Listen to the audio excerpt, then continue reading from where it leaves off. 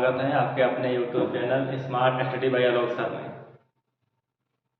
उम्मीद है आप सभी लोग बहुत अच्छे होंगे, अपने तैयारी को दिन प्रतिदिन बेहतर करते जा रहे होंगे। आज हमें खुशी हो रही है कि आप सभी के सहयोग से 500 प्लस सब्सक्राइबर हो चुके हैं। तो उम्मीद करता हूँ कि आगे भी आप सभी लोग ऐसे ही सहयोग करते रहेंगे। वो वक्त दूर नहीं होगा जब एक दिन हम भी फेमस हो जाएंगे, तो उसमें सहयोग आप सभी का ही होगा। आप सभी के सहयोग से ही हम आगे बढ़ सकते हैं और आप सब भी हमारे सहयोग से आगे बढ़ सकते हैं।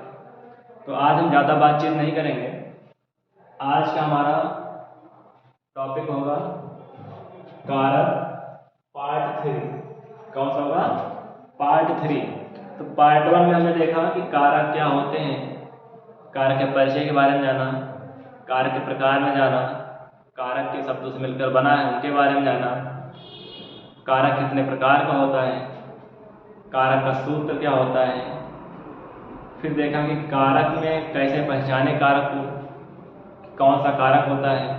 फिर पार्ट 2 में हमने पढ़ा कर्ता कारक के बारे में, कर्म के बारे में और कारण के बारे में। तो उसके आगे आज हमारा टॉपिक होगा आज पार्ट 3 में कारण के बाद संप्रदान। कौन सा होगा? संप्रदान कारक। तो संप्रदान कारक के बारे में देखेंगे। संप्रदान का मतलब होता है, अर्थ होता है सम्यक रूप से दान। क्या होता है? सम्यक रूप से दान। सम्यक रूप से दान। संप्रदान का मतलब सम्यक रूप से दान।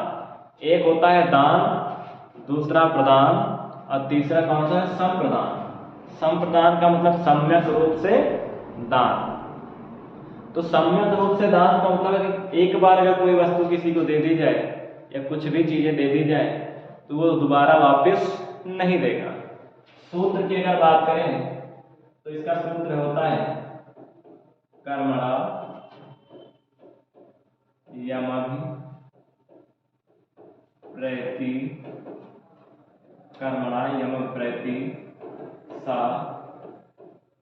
संप्रदानम। क्या होता है? कर्मणा यम प्रैति सा संप्रदानम। कहने का मतलब है जिसके लिए कुछ कार्य किया जाए या कुछ दिया जाए वहां पर क्या होगा? संप्रदान कारक। क्या होगा? संप्रदान कारक। अगर परिभाषा की बात करें, परिभाषा क्या होगी? परिभाषा क्या होगी? जिसके लिए काम किया जाए। परिभाषा क्या होगी? जिसके लिए काम किया जाए। काम किया जाए उसे संप्रदान कारक कहते हैं। क्या कहते हैं? उसे संप्रदान कारक कहते हैं। जिसके लिए कार्य किया जाए, काम किया जाए या कुछ दिया जाए उसे संप्रदान कारक कहते हैं। संप्रदान कारक कहते हैं। इसकी विभक्ति चिन्ह, इसका विभक्ति चिन्ह क्या होता है? तो संप्रदान कारक की, संप्रदान कारक की, संप्रदान कारक की विभक्ति चिन्ह, विभक्ति चिन्ह को के लिए, को के लिए है। तो संप्रदान कारक की विभक्ति चिन्ह क्या है? को के लिए है। जैसे देखेंगे एक शब्द, एक उदाहरण देखेंगे, को के लिए है। संप्रदान कारक की विभक्ति चिन्ह क्या है? को के लिए है। उदाहरण क्या होगा? कह रहा है कि राकेश आपके लिए फल लाया है। राकेश आपके लिए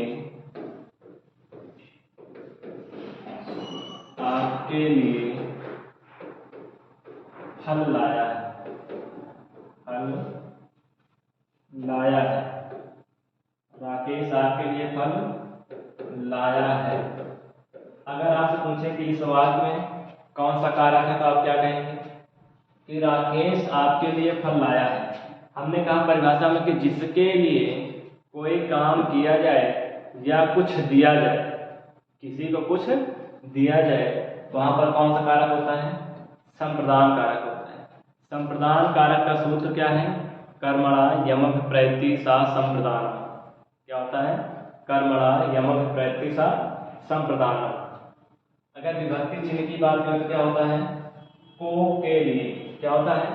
को के लिए, मतलब किसी को या फिर किसी के लिए कुछ काम किया जाए या फिर कुछ दिया जाए। तो कह रहा कि राकेश आपके लिए फल लाया है। तो राकेश फल लाया है किसके लिए? आपके लिए। तो के लिए मिला क्या? के लिए मिल गया तो कौन सा कारक हो जाएगा? संप्रदान कारक। जैसे उदाहरण दूसरा है, मैंने अपने भाई के लिए खिलौने लाया हूं। मैंने अपने भाई के लिए खिलौने लाया हूं। अब कौन सा कारक होगा? मैंने अपने भाई के लिए खिलौने लाया हूं। के लिए क्या कह रहा है? के लिए किस कारक का चिन्ह है? विभक्ति चिन्ह संप्रदान। किसका है? संप्रदान का। चलो अब इसमें कुछ अपवाद होंगे। क्या होंगे? अपवाद। जैसे नोट। क्या लिखेंगे? नोट नंबर 1 में लिखेंगे कि कह रहा है कि दान क्रिया कर्म के द्वारा। किसके द्वारा? दान क्रिया कर्म के द्वारा कर्ता जिसको संतुष्ट करना चाहता है, कर्ता जिसको संतुष्ट करना चाहता है, संतुष्ट करना चाहता है, उसकी क्या होगी? संप्रदान संज्ञा होगी। उसकी संप्रदान संज्ञा होगी। संप्रदान संज्ञा होगी। नोट नंबर 1 में क्या लिखे कि कर्ता जिसको संतुष्ट करना चाहता है उसकी संप्रदान संज्ञा होगी। नोट नंबर 2 में लिखेंगे क्या है कि जब वस्तु सदा के लिए दे दी जाए, जब वस्तु सदा के लिए दे दी जाए, जब वस्तु सदा के लिए दे दी जाए तो वहां संप्रदान कारक होता है। तो वहां संप्रदान कारक होता है। तो वहां कौन सा कारक होगा? संप्रदान कारक होता है। जब वस्तु सदा के लिए दे दी जाए तो वहां कौन सा कारक होगा? संप्रदान कारक होगा। देखो जैसे हमने कहे कि गरीब को वस्त्र दे दो, गरीब को वस्त्र दे दो। हमने एक उदाहरण लिया, गरीब को वस्त्र दे दो, ये पहला उदाहरण है। दूसरा उदाहरण हमने दिया, दूसरा है कि मान लो कि कह दें कि धोबी को वस्त्र दे दो। अब बताओ दोनों में कुछ फर्क होगा। हमने कहा गरीब को वस्त्र दे दो, फिर हमने कहा कि धोबी को वस्त्र दूंगा। दो उदाहरण है आपके सामने, किसमें संप्रदान कारक होगा, किसमें संप्रदान कारक नहीं होगा, क्योंकि वस्त्र यहाँ भी दे रहे हैं गरीब को भी और वस्त्र धोबी के दे रहे हैं। तो कह रहा कर्ता जिसको संतुष्ट करना चाहता है उसकी कौन संज्ञा होगी, संप्रदान संज्ञा होगी। फिर दूसरा क्या है कि जब वस्तु सदा के लिए दे दी जाए तो वहां पर कौन सा कारक होगा, संप्रदान कारक होगा। तो गरीब को वस्त्र दे दो, गरीब को अगर वस्त्र दे दोगे तो क्या वापस मांग लोगे? ऐसा तो आप लोग करेंगे नहीं, और करेंगे तो फिर तुम्हारे वस्त्र देने को मतलब क्या है, देने का कोई मतलब नहीं है। फिर कह रहा धोबी को वस्त्र दे दो। अब इसमें क्या होगा, देखो इसमें गरीब को वस्त्र दे दो, कपड़े दे रहे हो, तो क्या एक बार देने के बाद गरीब कहोगे कि वापस कर देना? नहीं कहेंगे। लेकिन कह रहा है धोबी को वस्त्र दे दो। आपने धोबी को वस्त्र दिया और धोबी वस्त्र को धुलकर आपको वापस दे दिया, तो जब आपको वापस मिल गया तो क्या इसमें संप्रदान कारक होगा, संप्रदान कारक होगा नहीं। यानी कि जो धोबी को वस्त्र दे दो इसमें संप्रदान कारक नहीं होगा, गरीब को वस्त्र दे दो इसमें संप्रदान कारक होगा। यहीं से क्वेश्चन इसको बनता है कि दोनों दिया रहेगा और पूछ लेगा कि निम्नलिखित में से किसमें संप्रदान कारक का प्रयोग हुआ है, और ए और बी दोनों ऑप्शन दे देगा तो आप चकरा जाएंगे कि गरीब को वस्त्र दे दो, यहाँ भी वस्त्र दे रहे हैं और यहाँ भी दे रहे हैं, तो दोनों हो जाएंगे सही। तो दोनों सही नहीं होंगे, कौन सा होगा, गरीब को वस्त्र दे दो ये सही होगा और ये धोबी को वस्त्र दे दो गलत हो जाएगा, क्योंकि हमारे और धोबी के बीच संबंध थे। हमने उसको दिए कपड़े और उसने धोकर वापस दे दिया। नहीं तो कहो कि नहीं दे दिए हैं वापस नहीं लेंगे, नहीं संबंध था। तो अगर पूछे कि धोबी को वस्त्र दे दो या धोबी को कपड़े दे दो तो कौन सा कारक होगा, तो संबंध कारक होगा। कौन सा होगा, संबंध कारक। नोट नंबर 3 लिखेंगे। नोट नंबर 3 क्या कह रहा है, नोट नंबर 3 क्या कह रहा है, कह रहा है कि अच्छा लगने में भी, किसमें, अच्छा लगने में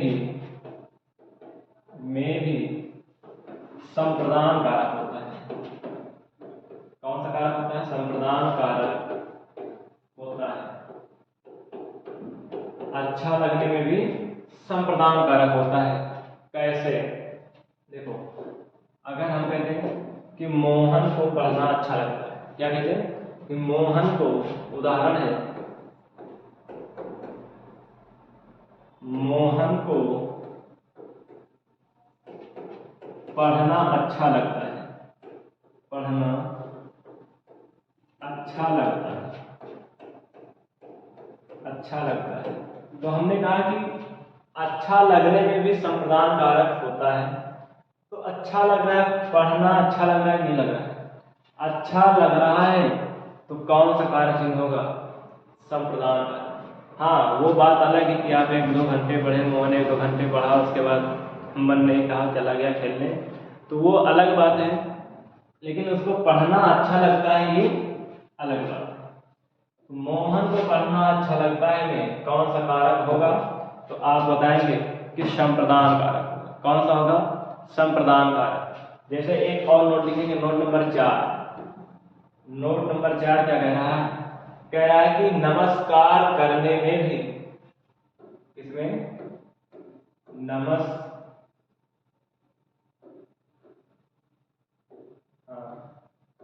नमस्कार करने में भी संप्रदान कारक होता है, संप्रदान कारक होता है। तो नमस्कार करने में क्या होता है, संप्रदान कारक होता है। कैसे, जैसे आपने कहा कि पिताजी को नमस्कार है, हाँ, या पिताजी को प्रणाम है, तो पिताजी को प्रणाम है तो आपने सब कुछ दान दे दिया अपना, आपने अपने आप को समर्पित सब कुछ कर दिया कि पिताजी को नमस्कार है। तो पिताजी को नमस्कार है तो नमस्कार करके आपने अपने आप को पिताजी के आत्मसमर्पण कर दिया, कि आप जो भी कहेंगे सर्ववान होगा। जैसे कहते हैं कि आप जाते हो रास्ते में कि गुरु जी को प्रणाम है, कहते हैं नहीं कहते हैं? कहते हैं। तो क्या करते हैं कि अगर गुरु जी ना बोले कि हाँ नमस्कार है प्रणाम, बोले ना गुरु जी प्रणाम, अगर वो प्रणाम ना बोले तो आप यही कहेंगे कि कल से गुरु जी बन गए हैं, और प्रणाम करें तो प्रणाम ही नहीं हो रहा है, प्रणाम नहीं करें सभी, तो ये बोल भी नहीं करते, तो बोले कहाँ से? संप्रदान कारक, सम्यक रूप से दान। अगर एक बार कोई वस्तु या कोई चीज या कुछ भी दिया जाए या किसी के लिए काम किया जाए तो दोबारा वापस नहीं मिलती है। वो अलग बात है कि आपने कहा कि गुरु जी प्रणाम, तो वो भी प्रणाम कर लेते हैं, लेकिन संपूर्ण रूप से वापस नहीं होता है, संपूर्ण रूप से वापस नहीं होता है। तो अगर किसी से प्रणाम करो या नमस्कार करो, अगर वो नहीं बोल रहा है तो आप समझ लेना कि हाँ संप्रदान कारक था, इसलिए नहीं बोले, कोई दिक्कत नहीं है, ना ही तुम मरे मंगलियाते हो। ठीक, चलो जैसे उदाहरण हमने कहा कि नमस्कार करने में संप्रदान कारक होता है। उदाहरण में लिखेंगे जैसे पिताजी को नमस्कार है ना, पिताजी को नमस्कार है, क्या है? नमस्कार है। अब बताओ कारक कौन सा होगा? संप्रदान। कौन सा होगा? संप्रदान। क्योंकि नमस्कार करने में कौन सा कारक होता है? संप्रदान कारक होता है। गणेश जी को नमस्कार है, आगे उदाहरण लिखेंगे, और गणेश जी को नमस्कार है, तो नमस्कार करने में क्या है? संप्रदान। कहना कि संप्रदान मतलब एक बार दे दो दोबारा वापस वस्तु मिलने वाली नहीं है। जैसे हमारे पास कलम है, अगर इस कलम को हम कहते हैं कि आपको हम संप्रदान कर रहे हैं तो वापस नहीं आएगी, आप वापस नहीं करेंगे, आप करना भी चाहेंगे तब भी हम नहीं लेंगे। क्यों नहीं लेंगे? क्योंकि हमने संप्रदान कर दिया है, सम्यक रूप से दान कर दिया है।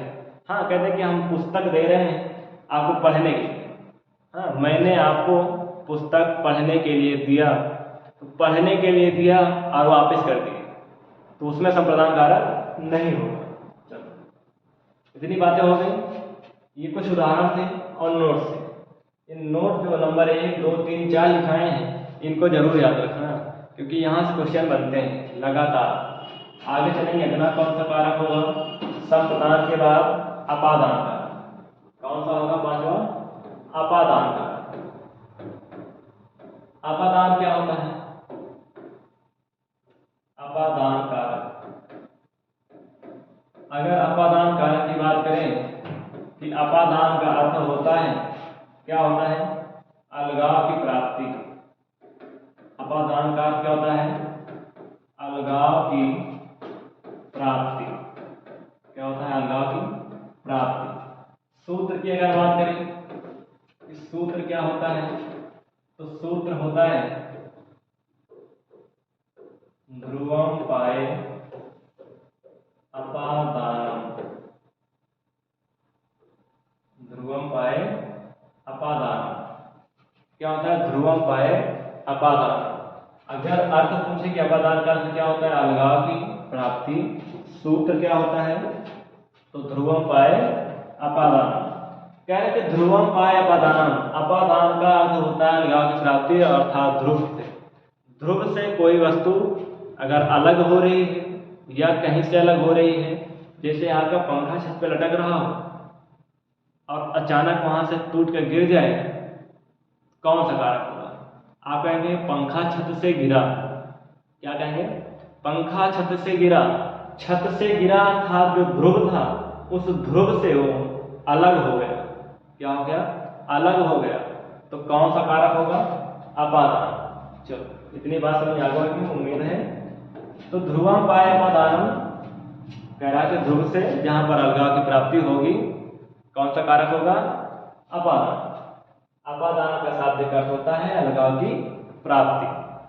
बात इतनी समझ में आ गई? चलो आगे देखें परिभाषा। परिभाषा क्या है? परिभाषा क्या होगी? बता दो। संज्ञा या सर्वनाम का वह रूप क्या होगी? संज्ञा या सर्वनाम का संज्ञा या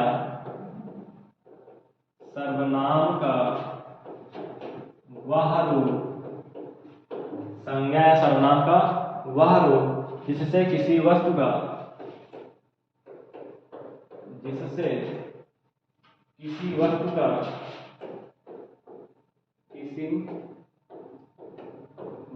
का जिससे किसी वस्तु का अलग होना पाया जाए, अलग होना पाया जाए, अलग होना पाया जाए, तो वहां अपादान कारक होगा, तो वहां अपादान कारक होगा। कौन सा होगा? अपादान कारक होगा। जहां पर किसी वस्तु का अलग होना या फिर संज्ञा सर्वनाम का वह रूप जिससे किसी वस्तु से अलग होना पाया जाए, कौन सा कारक होगा? अपादान कारक होगा। अपादान कारक विभक्ति या इसकी विभक्ति चिन्ह, इसकी विभक्ति चिन्ह, विभक्ति चिन्ह क्या होता है? से अलगाव के अर्थ में। क्या होता है? से, दूसरे क्लास में दे रहे हैं ताकि समझ में आए। इसका चिन्ह होता है से, लेकिन कैसा? अलग होने के अर्थ में। कैसा? अलग होने के अर्थ में, अलग होने के अर्थ में। आप बात समझ आ गई होगी। कोई वस्तु, मान लो एक वस्तु है किसी दूसरी वस्तु से जुड़ी हुई है, तो जब वहां से अलग होगा तो अलग होने के अर्थ में कौन सा कारक चिन्ह होगा? तो अपादान होगा। क्या होगा? अपादान। जैसे जैसे उदाहरण की बात करें तो उदाहरण क्या होगा? उदाहरण होगा, आप लोग को सबको पता होगा पहला उदाहरण कि वृक्ष से पत्ते गिरते हैं, पत्ते गिरते हैं, वृक्ष से पत्ते गिरते हैं। तो वृक्ष से पत्ते गिरते हैं अर्थात गिर रहे हैं, तो वृक्ष की जो शाखाएं हैं जिसमें पत्ते लगे हुए थे, जुड़े हुए थे, उनसे अलग हो रहे हैं। क्या? जब अलग हो रहे हैं तो अलग होने के अर्थ में अपादान कारक होता है। कौन सा होता है? अपादान कारक होता है। जैसे दूसरा उदाहरण दें कि लड़का पेड़ से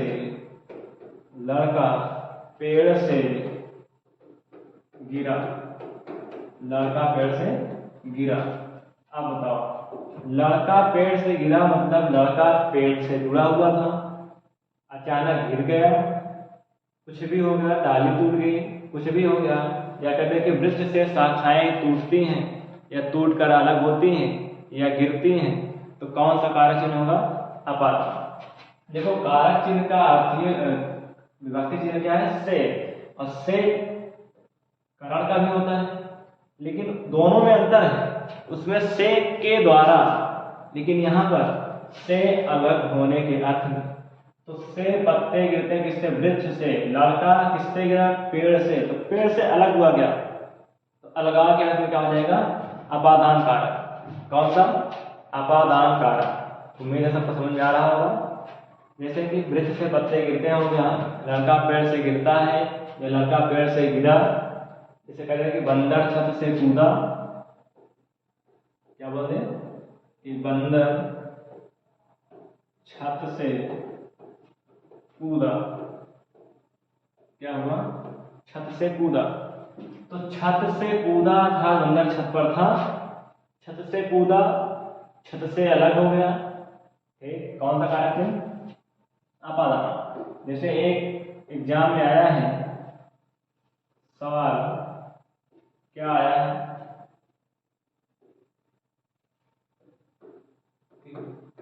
बिल्ली छत से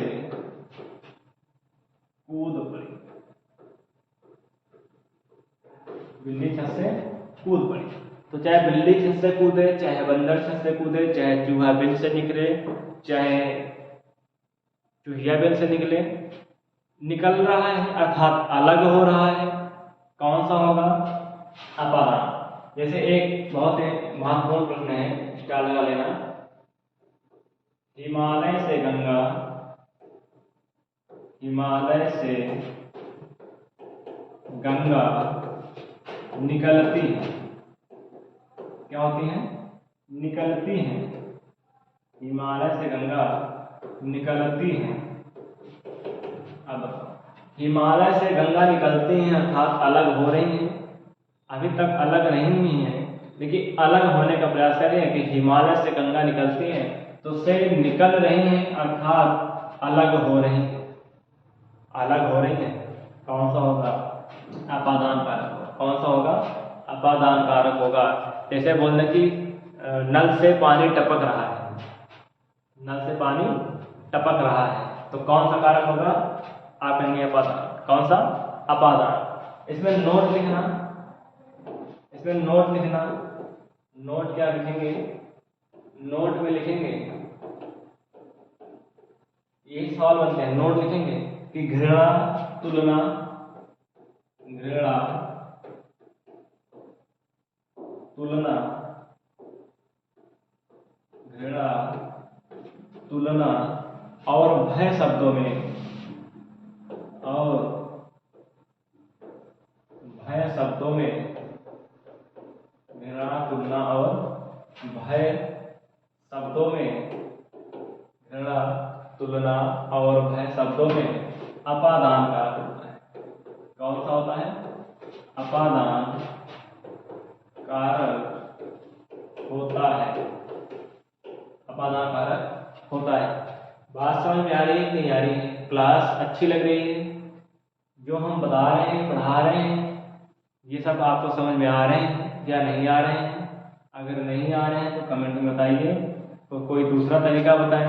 अगर आ रहा है कोई बात नहीं, आराम से अपनी नोट्स को तैयार करते रहें और अपनी तैयारी को बेहतर करते रहें। यही हम उम्मीद करते हैं आप सभी से कि आप सभी हमारे साथ जुड़े रहेंगे। जुड़े रहेंगे तो कुछ ना कुछ नया आपको देखने को मिलता रहेगा।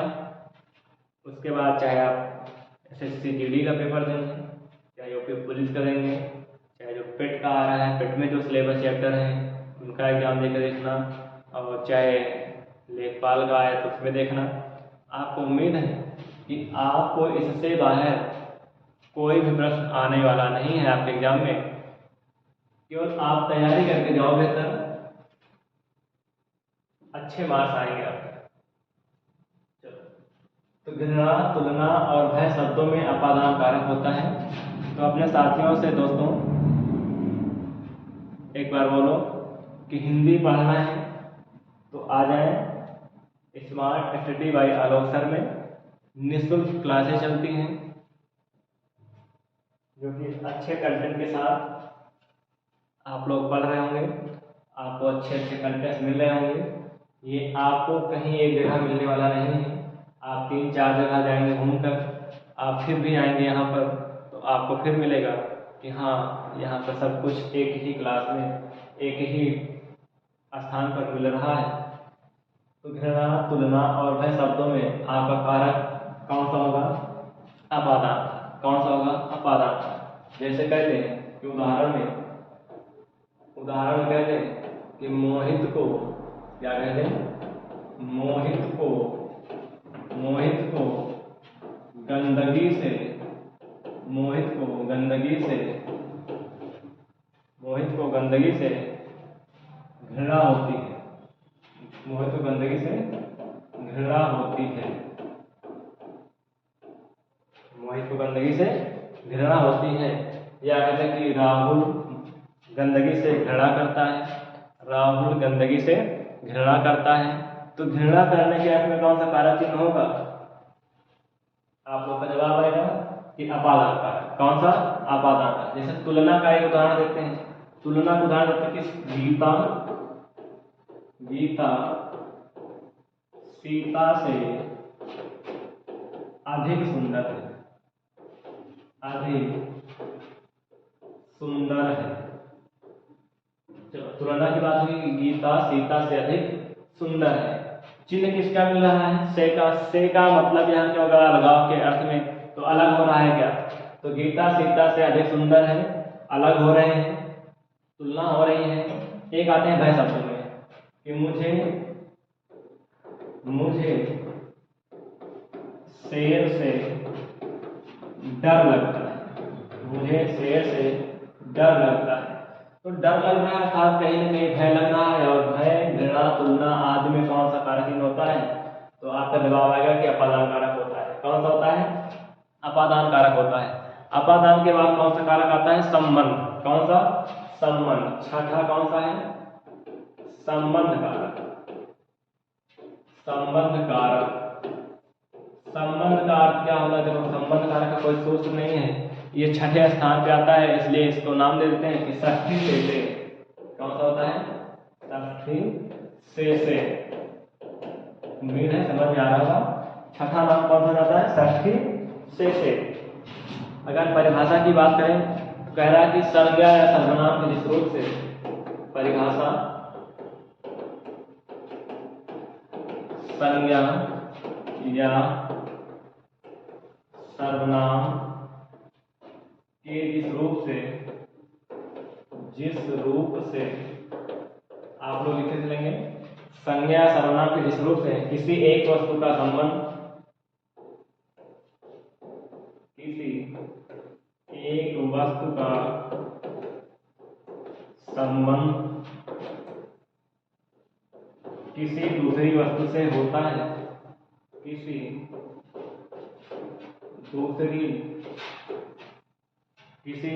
दूसरी वस्तु से हो, किसी दूसरी वस्तु से हो, तो वहां कौन सा कारक होगा? संबंध कारक होता है।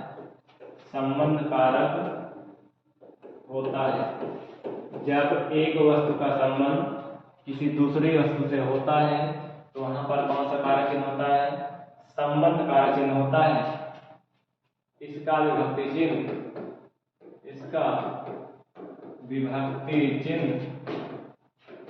चिन्ह क्या होगा? संबंध का चिन्ह क्या होता है? विभक्ति चिन्ह का आपको पहली क्लास में बता दिए हैं। जैसे देखेंगे कि का, की, के, रा, री, रे इत्यादि बहुत सारे हैं। तो संबंध कारक का चिन्ह क्या होता है? का, की, के, रा, री, रे, नानी में बहुत सारे हो जाते हैं। तो यहाँ पर देखेंगे संबंध है। क्या है? संबंध। इसका विभक्ति चिन्ह देख लिए, एक दो उदाहरण देखते हैं। उदाहरण क्या होगा? संबंध की बात हो रही है। जैसे हमने कहा था कि तुमने धोबी को वस्त्र दिए, तो धोबी को वस्त्र देना अर्थात धोबी कहीं ना कहीं से वस्त्र यानी कपड़ों को धुलकर आपको वापस कर देगा। तो वापस कर देगा तो संबंध है हमारा और उसके बीच संबंध था, इसलिए हमने उसको वस्त्र दिए और उसने धुलकर वापस कर दिए। संबंध ना होता और गरीब कोई व्यक्ति होता, उसको दे देते, तो वहां पर संप्रदान कर देते, सम्यक रूप से दान कर देते, तो वापस नहीं मिलने वाला था। तो जैसे लिखेंगे कि राजा का महल, उदाहरण राजा का महल। तो देखो इसमें क्या देखने को मिल रहा है? एक तो इसका विभक्ति चिन्ह देखने को मिल रहा है का, दूसरा राजा और महल का संबंध बता रहा है कि महल में रहता कौन है, किसका महल है? तो राजा। किसका? राजा का। जैसे कहेंगे राम का पुत्र, क्या बोलते हैं? राम का पुत्र। तो पुत्र तो है लेकिन किसका? राम का। का संबंध आया। ठीक, चलो आगे देखते हैं। नोट में लिखते हैं। नोट में लिखते हैं। नोट कह रहा है कि जब कोई वस्तु, नोट लिखेंगे कि जब कोई वस्तु सदा के लिए ना दी जाए, जब कोई वस्तु सदा के लिए ना दी जाए तो वहां संबंध कारक होता है। तो वहां संबंध कारक होता है। जैसे उदाहरण लिखेंगे इसका, जैसे मैंने, या जैसे मैं तुम्हें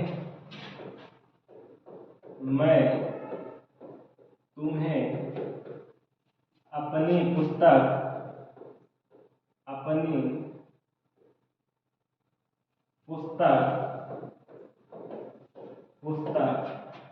पढ़ने के लिए दे रहा हूँ। मैं तुम्हें अपनी पुस्तक पढ़ने के लिए दे रहा हूँ। तो पढ़ने के लिए दे रहे हैं, बाद में वापस ले लेंगे। वैसे भी देखेंगे कि कारक चिन्ह दिखाई दे रहा है, तो मैं तुम्हें अपनी पुस्तक पढ़ने के लिए दे रहा हूं। आप कहोगे कि को के लिए संप्रदान कारक होता है। हाँ, कारक चिन्ह आपको दिख रहा है, संप्रदान को के लिए होता है, लेकिन हम दे किस ले रहे हैं? पढ़ने के लिए। पढ़ने के बाद आप हमें वापस कर देंगे। तो ये हमारे और आपके बीच का संबंध है कि हमने आपको पुस्तक दिए, आप पढ़कर वापस कर दिए। वहीं पे अगर हम कह देते हैं कि पढ़ दे तो रहे हैं लेकिन संप्रदान कर रहे हैं, तो संप्रदान का मतलब होता है कि सम्यक रूप से दान, कभी संप्रदान दिए हो, संप्रदान किए हो, कभी किसी को दान किए हो कि नहीं किए हो। अगर दिए हो तो बहुत अच्छी बात है, ठीक। तो क्या होता है कि संप्रदान कारक सम्यक रूप से दान होता है, और संबंध में एक संबंध होता है, कुछ वस्तुएं देते हैं, देने के बाद फिर वापस वो कर देते हैं। तो संप्रदान के बाद आएंगे हम, संप्रदान कारक के बाद आएंगे। संप्रदान के बाद क्या होता है? अधिकरण। सातवां कौन सा है? अधिकरण कारक। अधिकरण कारक क्या होता है? अधिकरण कारक, अधिकरण का मतलब है, मैंने बता दिया है, सूत्र क्या होगा? अधिकरण कारक का सूत्र क्या होगा? आधारो अधिकरण। क्या होता है? आधारो अधिकरण। आधारो अधिकरण। आधारो अधिकरण मतलब कह रहा है कि जहां पर आधार होगा, आधार किसका होगा? क्रिया के आधार का पता चलेगा, क्योंकि कारक का संबंध सीधे किससे होता है? क्रिया से होता है। तो यहाँ पर पता किसका चलेगा? आधार का। क्रिया के आधार का पता चलेगा कि क्या होता है क्या नहीं होता है। तो आधार में क्या लिखेंगे? जैसे संज्ञा या सर्वनाम का परिभाषा लिखेंगे, कि संज्ञा या सर्वनाम का, संज्ञा या सर्वनाम का, संज्ञा या सर्वनाम का वह रूप, संज्ञा सर्वनाम का वह रूप जिससे क्रिया के आधार का पता चलता है। संज्ञा सर्वनाम का वह रूप जिससे क्रिया के आधार का पता चलता है, उसे क्या कहते हैं? अधिकरण कारक कहते हैं। उसे अधिकरण कारक कहते हैं। अधिकरण कारक कहते हैं। तो जिससे क्रिया के आधार का पता चलता है, चाहे संज्ञा हो चाहे सर्वनाम हो, उसके रूप से क्रिया के आधार का पता चलता है, तो कौन सा होगा? अधिकरण कारक होगा। जैसे उदाहरण में एक दो लिखते हैं, अभी इसकी विभक्ति चिन्ह क्या होती है? इस कारक का चिन्ह क्या होता है? तो अधिकरण में पर ऊपर क्या होता है? में पर ऊपर। अब देखो कुछ उदाहरण देते हैं आपको, उदाहरण दे रहे हैं। जैसे उदाहरण जैसे दे रहे हैं कि पुस्तक मेज पर है, पुस्तक मेज पर है। तो पुस्तक कहाँ है? मेज पर है। मेज पर है तो पर का चिन्ह है, पर कारक चिन्ह किसका है? अधिकरण का। किसका है? अधिकरण का। हमने कहा में पर ऊपर जहां भी दिखाई दे वो कारक कौन सा होगा? तो आपका जवाब आएगा कि अधिकरण कारक। क्या होगा? अधिकरण कारक होगा। जैसे दूसरी कहते हैं कि हाँ, पेन अलमारी पर है, पेन अलमारी पर है। तो आपको जवाब मिल रहा है, पेन है तो कहाँ है? अलमारी पर कारक चिन्ह किसका है? अधिकरण का। तो इतना तो सबको पता होता है कि अधिकरण कारक का चिन्ह में पर ऊपर होता है, लेकिन ये नहीं पता होता है कि जो अपवाद है, अपवाद जैसे लिखेंगे नोट करके, नोट में लिखेंगे, नोट में क्या होगा? नोट में हो रहा है जैसे अधिकरण कारक में लिखेंगे, अधिकरण कारक में, अधिकरण कारक में किसका प्रयोग करते हैं? अधिकरण कारक में भीतर, दूसरे कलर से दे रहे हैं, अधिकरण कारक में भीतर, ऊपर, ऊपर, अंदर, अंदर, किनारे, आसरे, बीच में, यहाँ, यहाँ, वहां। कह रहा कि अधिकरण कारक में भीतर, ऊपर, अंदर, किनारे, आश्रय, बीच में, यहां वहां, समय, यहां वहां, समय का प्रयोग या आदि का प्रयोग, समय आदि का प्रयोग अधिकरण कारक में होता है, अधिकरण कारक में होता है, कारक में होता है। ये बात समझ आ गई? तो देखो, जैसे उदाहरण ले देते हैं। उदाहरण है कि कुर्सी आंगन के बीच बिछा दो, कुर्सी आंगन के बीच बिछा दो। आप कुछ लोग हैं कुर्सी आंगन के बीच लगा दो, लगा दो नहीं होता है, बिछा दो। क्या होता है? बिछा दो। सही होगा कि कुर्सी आंगन के बीच बिछा दो। तो के बीच, बीच से क्या क्या, कौन सा कारक चिन्ह होगा? अधिकरण। कौन सा? अधिकरण। जैसे उस कमरे में चार चोर हैं, महल में दीपक जल रहा है, महल में दीपक जल रहा है और महल का दीपक जल रहा है, दोनों में अंतर है।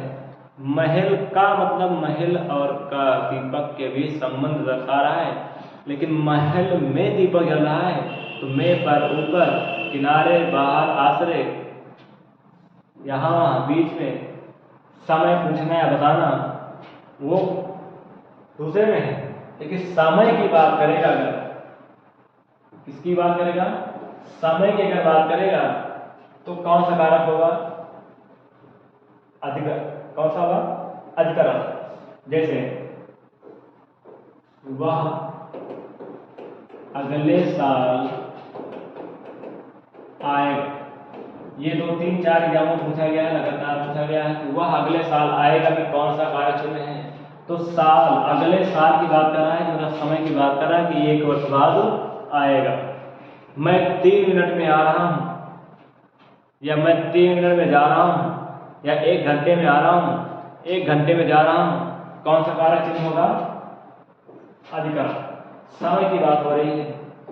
जैसे देखो अगला लास्ट 8वां संबोधन। कौन सा? संबोधन का। संबोधन का क्या होता है? इसमें क्या होता है कि संज्ञा सर्वनाम का वह रूप, परिभाषा, संज्ञा या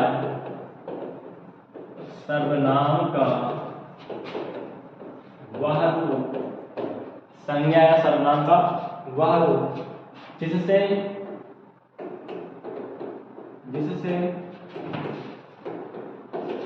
किसी को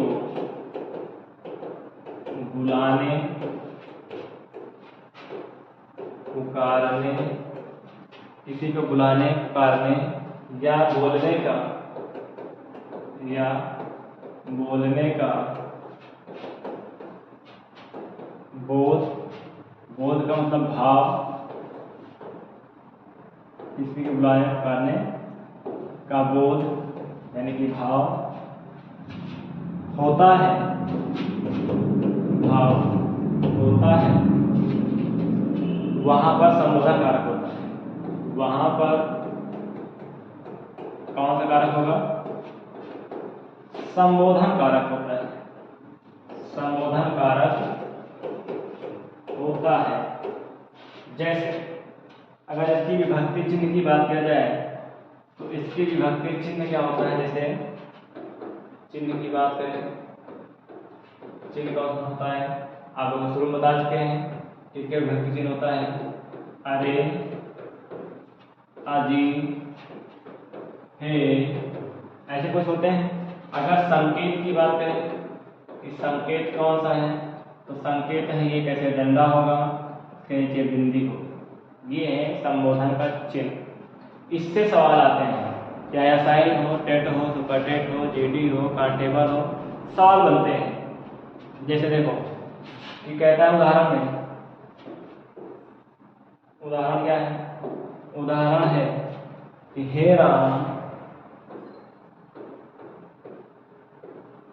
हे राम यह क्या हो गया, हे राम यह क्या हो गया। तो हे राम यह क्या हो गया अर्थात आश्चर्यचकित की बात कर रहे हो या फिर संबोधित कर रहे राम को, हे राम यह क्या हो गया। बात को समझना। जैसे दूसरा शब्द आ जाए, वाह क्या बात है, वाह क्या बात है। तो वाह क्या बात है, क्या निकल रहा है? वाह, हे राम, बीच में चिन्ह किसका दिख रहा है? संबोधन का। कारक चिन्ह कौन सा होगा? संबोधन का। कौन सा होगा? संबोधन का। जैसे किसी को बुलाते हो, क्या कहते हैं? हे फलाने यहाँ आओ, तो ऐसे नहीं बुलाया जाता। आप उसका नाम ले सकते हो। किसी का नाम है जवान रोहित, कह सकते हो कि आप हे रोहित आप यहाँ आओ, ऐसे बुला सकते हो। अगर प्यार से बुलाओगे, संबोधित करके बुलाओगे तो वो आराम से आ जाएगा। नहीं तुम दिन भर चिल्लाते रहो। हाँ, कोई गाँव में क्या होता है कि जैसे एक दो बार बोलते हैं नहीं सुनता है, तो कुछ ऐसे शब्दों का यूज कर देते हैं जिनका वर्णन करना सही नहीं है। तो हे राम या क्या हो गया, वाह क्या बात है। जैसे देखो दाम्पत्य प्रेम होता है, दंपत्ति होते हैं, पति पत्नी होते हैं। तो जब पत्नी को कोई काम होता है तो पति को क्या कहती है? क्या कहती है कि अजी, क्या बोलते हैं? अजी सुनते हो, अजी सुनते हो। देखो वो भी संबोधित कर रही हैं कि अजी सुनते हो। चाहे तो वो ऐसे भी बुला सकते हैं, लेकिन संबोधित करके बुला रहे हैं। क्या बुला रहे हैं कि अजी सुनते हो। तो उधर से जवाब आता है जी हाँ या हाँ जी सुनते हैं। तो ऐसा कुछ होता ही नहीं होता है। जहाँ पर संबोधित करने का या किसी को बुलाने का पुकारने का ऐसा कुछ भाव आता है या आश्चर्य की बात हो जाए, कोई घटना हो जाए, कुछ भी हो जाए, वहाँ पर ये संबोधन का चिन्ह दिखाई देगा। कारक की बात करेगा तो कौन सा कारक होगा? संबोधन कारक। उम्मीद है आप लोगों को पूरा समझ में आ रहा होगा। आप लोग से एक निवेदन है कि वीडियो को शुरू से देखें और अंत तक जाएं, तब पता चलता है कि हाँ क्लास में क्या क्या कंटेंट थे, क्या क्या नहीं थे, कैसा कंटेंट था, इनके बारे में जानना बहुत जरूरी होता है। देखो 2-4 मिनट 8-10 मिनट में आप किसी भी टीचर को या किसी भी वीडियो में आप अगर देख रहे हैं तो आप बता नहीं सकते हैं कि अंदर क्या है उसके, इसके आगे क्या होने वाला है, क्या नहीं होने वाला है, कैसा कंटेंट है, क्या कंटेंट नहीं है। तो आप जज नहीं कर सकते ऐसे। तो आपको जज करने के लिए आप वीडियो से शुरू से लेकर अंत तक जाइए। उम्मीद है आप सभी को पसंद आएगा। तो आज से हमारा कारक कार्य समाप्त हो गया। तो कारक के बाद हम क्या पढ़ेंगे? समास। क्या पढ़ेंगे? समास। क्योंकि समास में भी कारक चिन्हों का प्रयोग किया गया है, तो इसीलिए कारक चिन्ह को पढ़ाना जरूरी था। क्योंकि समास पढ़ाते तो कारक चिन्ह न याद होते, अब कारक चिन्ह न याद होते तो समास समझ में ना आता। तो उम्मीद है आप सबको वीडियो पसंद आ रहा होगा, और आप लोग क्लास को ज़्यादा से ज़्यादा शेयर करें और सब्सक्राइब भी करें, अपने दोस्तों को भी बोलें और लाइक भी करें। तो उम्मीद है आप सभी को समझ में आया होगा। आज के लिए इतना ही। आगे अगला पार्ट होगा हमारा, यानी कि जो अगली क्लास होगी वो समास में होगी। समास आप लोग पढ़े जरूर हैं, लेकिन यहाँ पर कुछ नया मिलने वाला है, कुछ नए तरीके से हम आपको पढ़ाने वाले हैं। आप लोग किसी भी तरीके से पढ़े हैं आपको समझ में नहीं आता, क्योंकि समास में बहुत सारे डाउट होते हैं। उन्हें डाउट को हम खत्म करने आएंगे अगली क्लास में। फिर भविष्य में आपका समाज से कोई भी प्रश्न आ जाए आपसे छूटने वाला नहीं है, ये हमारा वादा है। जय हिंद दोस्तों।